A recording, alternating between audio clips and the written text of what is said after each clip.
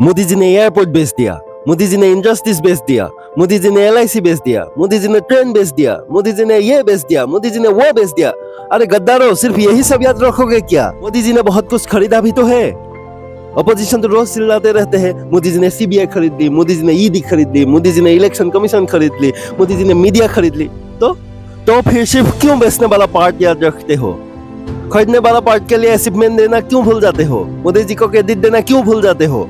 बस हर वक्त मोदी जी का बदनामी करने में लगे रहते हो, नालायक। ये एयरपोर्ट्स, ये हरे भरे जमीनें, ये बड़े बड़े इंडस्ट्रीज, ये सिर्फ प्रॉपर्टीज नहीं है, ये हमारे देश का इंफ्रास्ट्रक्चर है, ये हमारे देश का पहचान है। पर एक बात बताओ, मोदी जी कब तक इन सब चीजों का चौकीदार बन के खड़ा रहेगा?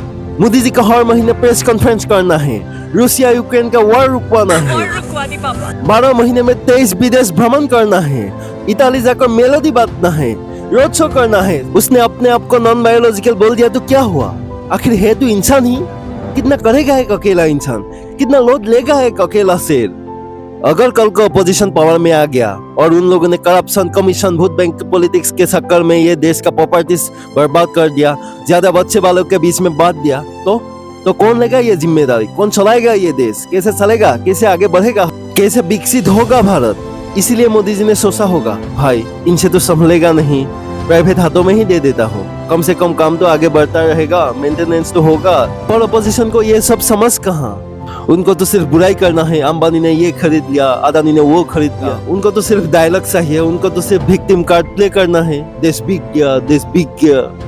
प्लीज ये सब बुराई करना बंद कर दो, मोदी जी को काम करने दो, ये देश को आगे बढ़ने दो। ये देश बहुत आगे बढ़ चुका है, इतना आगे बढ़ चुका है कि एग्जाम के पहले क्वेश्चन पेपर स्टूडेंट तक पहुंच रहा है। नीट की पेपर लीक को ही देखो, लोग ऐसे कर रहा है जैसे आगे पेपर लीक होता ही नहीं था इस देश में।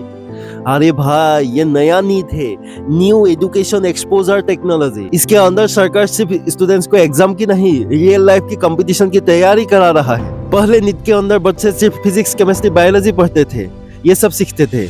और अब source management, networking, PDF forwarding, Telegram investigation, youth ये सब भी सीख रहा है। मल्टी टैलेंटेड यूथ देश के अंदर मैन्युफैक्चर्ड हो रहा है, तभी तो बनेगा विकसित भारत।